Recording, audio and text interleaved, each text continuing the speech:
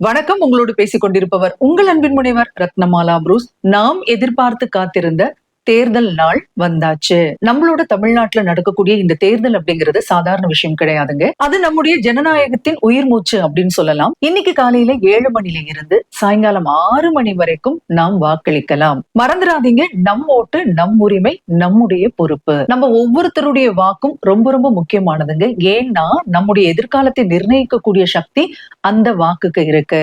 ஒரே ஒரு வாக்கால என்ன ஆயிடும், நான் போடலன்னா என்ன அப்படின்னு நீங்க நினைக்கலாம்.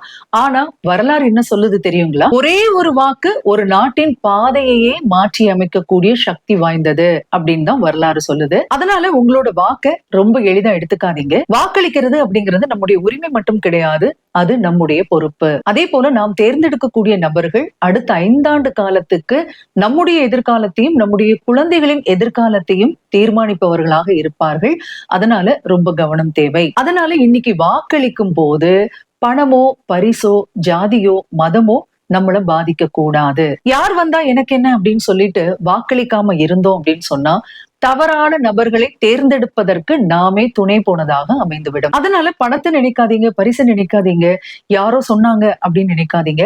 உங்களுடைய மனசாட்சியை மட்டும் கேளுங்க. அதாவது நான் என்னுடைய மாநிலத்துக்கு நல்லதைத்தான் செய்ய போறேனா அப்படின்னு சொல்லி நீங்களே உங்ககிட்ட கேட்டா போதும். இந்த ஒரு நாள்ல நம்ம செலவழிக்கக்கூடிய அந்த சில நிமிடங்கள் மிகப்பெரிய தாக்கத்தை ஏற்படுத்தும் அப்படிங்கிறத மனசுல நினைச்சும் வாக்களிக்கணும். ஆக நம்ம எல்லாம் என்ன பண்ணணும் அப்படின்னு சொன்னா, காலையிலேயே எழுந்து நம்முடைய குடும்பத்தாருடன் யார் யாருக்கெல்லாம் வாக்களிக்கக்கூடிய உரிமை இருக்கோ எல்லாரையும் கூட்டிட்டு போய் நம்முடைய உரிமையையும் பொறுப்பையும் உணர்ந்து வாக்களிக்க வேண்டும். அதே போல நம்முடைய தமிழகத்தை உயர்த்துவதற்காக நாம் செய்யக்கூடிய மிகப்பெரிய கடமைதான் வாக்களிக்கிறது.